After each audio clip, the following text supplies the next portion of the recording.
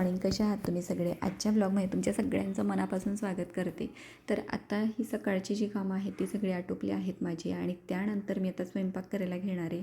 तर आज एक स्पेशल रेसिपी पण दाखवणार आहे तुम्हाला आणि त्यानंतर स्पेशल ब्लॉग होणार आहे आपला. तर गुरुवारची संपूर्ण मी जी मांडणी करणार आहे पूजेची तर ती तुमच्याशी शेअर करणार आहे आणि माझ्या पद्धतीने. तर तुम्हाला नक्की ब्लॉग आवडेल. ब्लॉगमध्ये पुढे कंटिन्यू राहा.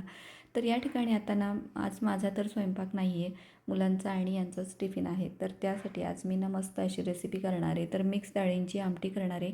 आमच्या इकडे याला केवटी आमटी असं म्हणतात. तर या ठिकाणी आता मूग डाळ घेतलेली आहे मी 2 ते 3 चमचे. आपल्याकडे ज्या डाळी असतील ना त्या 2-3 डाळी आपण मिक्स करायच्या आहेत. तर त्यानंतर ही उडदाची डाळ घेतलेली आहे, ती पण मी 1 ते 2 चमचे घेणार आहे आणि तूर डाळ घेणार आहे 2 चमचे. त्यानंतर हरभरा डाळ पण आपण घेऊ शकतो, पण मी या ठिकाणी ना मसूर घेणार आहे. तर हरभरा डाळ जर तुम्हाला आवडत असेल तर तुम्ही हरभरा डाळ पण घालू शकतात, त्याने पण आमटीला खूप छान टेस्ट येतो. तर या ठिकाणी आता मी मसूर थोडा जास्त घालणार आहे आणि बाकी डाळी थोड्या कमी घातल्या, 2-2 चमचे. तर या ठिकाणी आता मसूर पण घातलेला आहे. सगळ्या डाळी आपल्याला चांगल्या स्वच्छ धुवून घ्यायच्या आहेत चांगल्या पाण्याने. 2-3 पाण्याने स्वच्छ धुवायच्या आहेत त्या आपल्याला आणि धुतल्यानंतर त्या डाळी आपल्याला कुकरमध्ये घालायच्या आहेत. तर या ठिकाणी आता कुकरमध्ये घातलेली आहे डाळ स्वच्छ धुवून. त्यामध्ये पाणी घालायचं आहे आपल्याला. डाळी शिजतील एवढंच पाणी आपल्याला घालायचं आहे. या ठिकाणी मी कांदा, टोमॅटो, हिरवी मिरची घेतली आहे 2 आणि लसणाचे तुकडे पण करून घेतलेले आहेत. ते सगळं आपल्याला डाळीमध्ये घालून द्यायचं आहे.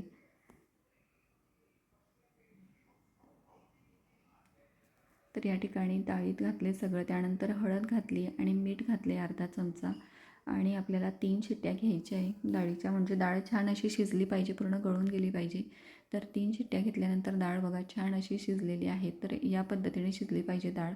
त्यामध्ये आपल्याला वाटलं तर आपल्या आवडीनुसार आपण नंतर पाणी घालू शकतो.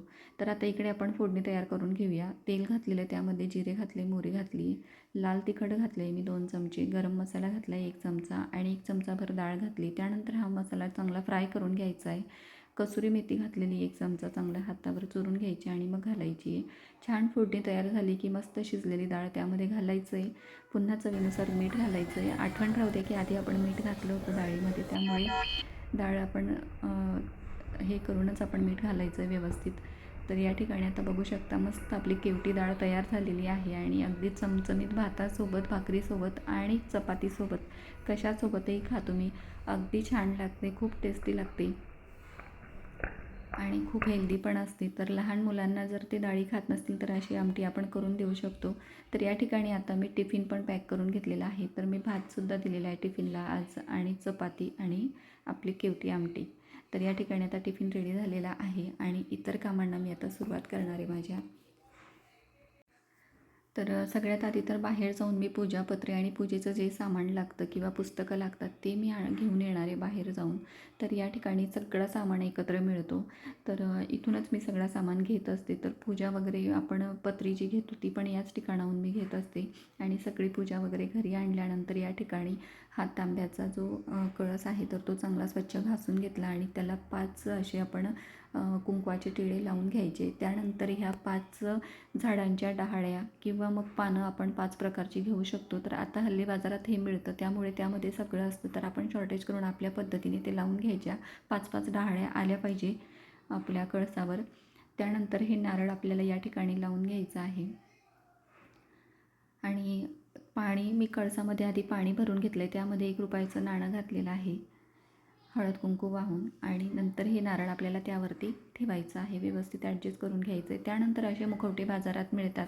पूर्वी हे फक्त नारळ आपण लावायचो. आई आमची उपवास करायची त्यावेळेस फक्त नारळ वगैरे लावत असायची. पण आता असे मुखवटे हल्ली मिळायला लागलेत आणि खूप छान दिसतात ते. तर ते मुखवटे पण आपण लावून घ्यायचे आहेत आणि दिसायलाही छान दिसतं. पूजा आपली अट्रॅक्टिव्ह दिसते. अशा प्रकारचे कापडं पण आपल्याला बाजारात मिळतात आणि आपण घरीही तयार करू शकतो. तर या ठिकाणी आता हे कापड मी कळसाला असं लावून देते आणि वरून एक कापड आहे ओढणीसारखं ते पण त्यावर ठेवलं आहे. त्यानंतर मुखवटा लावून दिला आहे. एका बाजूला माझ्याकडे मूर्ती आहे लक्ष्मी मातेची, तर ती मी पूजेसाठी वापरत असते. जर आपल्याकडे फोटो असेल तर तो पण ठेवू शकतो. नसेल फोटो वगैरे किंवा मूर्ती तर काही नाही ठेवलं तरी चालणार आहे. फक्त आपल्या कळसावरची जी देवी आपण आता तयार करून घेतली ती मांडली तरी चालणार आहे. त्यानंतर 5 प्रकारची 5 फळं आणलेली होती ती आपण या ठिकाणी ठेवू शकतो आणि इकडे मी सजावटीसाठी आपला असा गंगाळ भरून ठेवला आहे. त्यानंतर दिवा वगैरे लावून घेतला. गणपतीची मूर्ती तर आपल्या पूजेमध्ये पाहिजेच. गणपतीची मूर्ती मी ठेवलेली आहे. त्यानंतर पूजा आपल्याला मिळते, तर त्यामध्ये खारीक, खोबरं आणि हळकुंड वगैरे ह्या सगळ्या वस्तू मिळतात, ते आपण ठेवून द्यायचं आहे. पुस्तिका ठेवायला अजिबात विसरायचं नाही आहे आपण. पुस्तिकेच्या इथे यंत्र असतं, तर ती यंत्राची बाजू ओपन करून ठेवायची. या ठिकाणी तुम्हाला दाखवायचं राहिलं ते, तर असं आपण ठेवू शकतो. आणि पूजा आपली पूर्ण अशी मांडली गेलेली. त्यानंतर आपण पोथी वाचन करून घ्यायचं आहे. धूप, अगरबत्ती, दिवा लावून पोथी वाचन झाल्यानंतर आरती म्हणून घ्यायची. आरती म्हटल्यानंतर आपण पूजाविधी आपली संपन्न होणार आहे. त्यानंतर रात्री आपण जे स्वयंपाक केला असेल त्याच्यात गोडाचा प्रसाद तयार करायचा आहे. त्यामध्ये आपण काही तयार करू शकतो, शिरा वगैरे म्हणा किंवा शेवळ्यांची खीर, असा गोड प्रसाद कुठलाही आपण करू शकतो. आणि तो तयार झाल्यानंतर देवाला नैवेद्य दाखवायचा आहे आपल्याला. तर या ठिकाणी आता स्वयंपाक माझा रेडी झालेला आहे. वरण भात, चपाती, भात आणि गुलाबजाम केलेत मी. तर बटाट्याची भाजी असा सगळा स्वयंपाक आहे. तर नैवेद्य आता देवाला दाखवायचा आहे आपल्याला. त्यानंतर नैवेद्य दाखवला की पूजा आपली यथासांग पूर्ण होणार आहे. पूजा आपण केल्यानंतर आपण उपवास सोडून घ्यायचा आहे. उपवास सोडल्यानंतर आपला आजचा दिवस असाच गेलेला असणार आहे. देवीची पूजा यथासांग आपली संपूर्ण पार पडलेली असणार आहे. त्यानंतर आजचा ब्लॉग तुम्हाला कसा वाटला ते नक्की मला सांगा. आणि व्हिडिओ आवडला असेल तर लाईक, शेअर, सबस्क्राईब करायला अजिबात विसरू नका. भेटूया पुढच्या व्हिडिओ.